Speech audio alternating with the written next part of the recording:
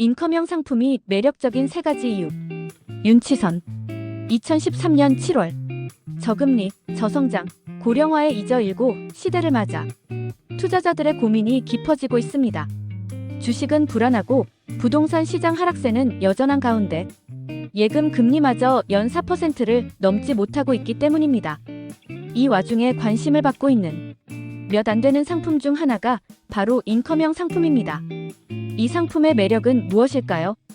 인컴형 상품의 매력에 대해 논하기 전에 일단 인컴형 상품이 무엇인지부터 다시 짚어보겠습니다. 인컴은 소득이라는 뜻입니다.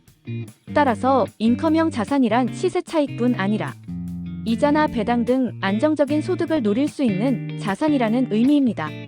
해외 채권, 배당주, 수익형 부동산 등이 대표적인 인컴형 자산에 해당됩니다. 그리고 당연하게도 인컴형 상품은 이러한 인컴형 자산들에 주로 투자하는 금융상품을 의미합니다.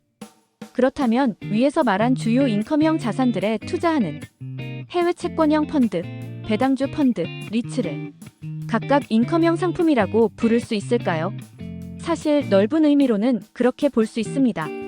그러나 최근 시장에서 말하는 인컴형 상품이란 그 각각의 상품 하나에 투자하는 상품보다는 다양한 인컴형 자산에 투자 금액을 분배하는 상품을 의미합니다. 따라서 앞으로 말하는 인컴형 상품은 이러한 자산 배분형 인컴형 상품에 국한하기로 하겠습니다. 첫 번째, 지속적인 현금 흐름. 인컴형 상품이 기존 주식형 펀드 등의 자본 차익 추구형 상품에 비해 가장 유리한 점 중 하나는 바로 이자, 배당 등의 지속적인 현금 흐름이 발생한다는 점입니다. 이게 왜 유리한지 생각해 보겠습니다. 한국은 앞으로 고령화가 지속되면서 은퇴자들이 많은 사회가 됩니다. 이 말은 그동안 쌓아놓은 돈을 뺐으면서 살아가는 사람들이 많아진다는 의미입니다. 이런 유형의 투자자들과 잘 맞는 상품은 월 지급식 펀드 같은 인출형 상품입니다. 그리고 이런 인컴형 자산은 이러한 인출형 상품을 운용하기에 제격입니다. 인출형 상품을 운용할 때 가장 문제가 되는 것은 여유 현금입니다. 투자자들이 특정 기간마다 인출하는 것을 전제로 상품이 만들어지므로 늘 여유 현금이 필요하게 마련입니다. 만약 이 돈을 만들기 위해서 상품을 운용하는 담당자가 매번 자산을 매도하게 되면 어떤 일이 발생할까요? 아마도 해당 자산의 가격은 하락 압박을 받게 될 것입니다. 대개 사람들이 돈을 찾아가고 싶어 하는 날이 월초나 월말 등의 특정한 날에 몰려있기 때문에 일시에 많은 자산을 매도해야 하기 때문입니다. 인출형 상품을 운용할 때 인컴형 자산을 활용한다면 이런 문제를 줄일 수 있습니다. 계속 현금 흐름이 발생하므로 인출 요구에 쉽게 대응할 수 있습니다. 실제로 시장에 출시되는 대부분의 월 지급식 상품이 이런 이유로 인컴형 자산을 주 운용 대상으로 합니다. 이른바 월 지급식 인컴형 상품인 셈입니다. 두 번째, 낮은 변동성. 인컴형 상품의 두 번째 매력은 비교적 낮은 변동성으로도 예금 금리 이상의 장기 수익률을 기대할 수 있다는 점입니다.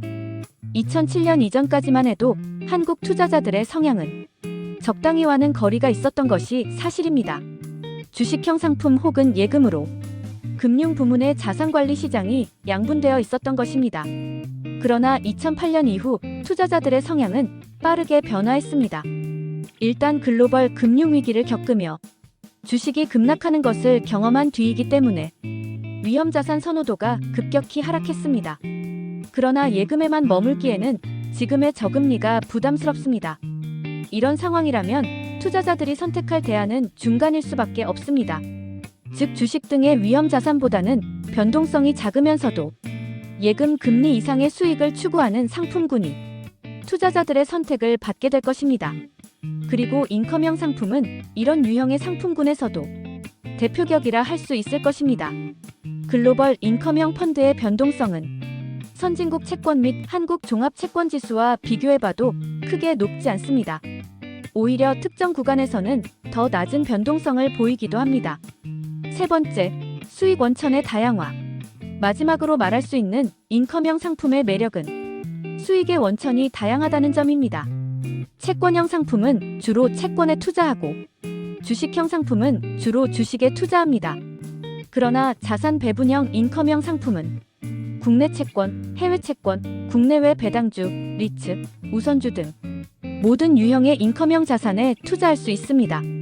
이 말은 좁게는 다양한 자산들 간의 상관관계를 이용하여 수익 대비 낮은 변동성을 유지할 수 있음을 의미하며, 좀 더 적극적으로 해석하면 거시경제 상황에 따라서 자산 배분 비율을 변화시키는 방식을 통해 능동적인 리스크 관리가 가능해짐을 의미합니다.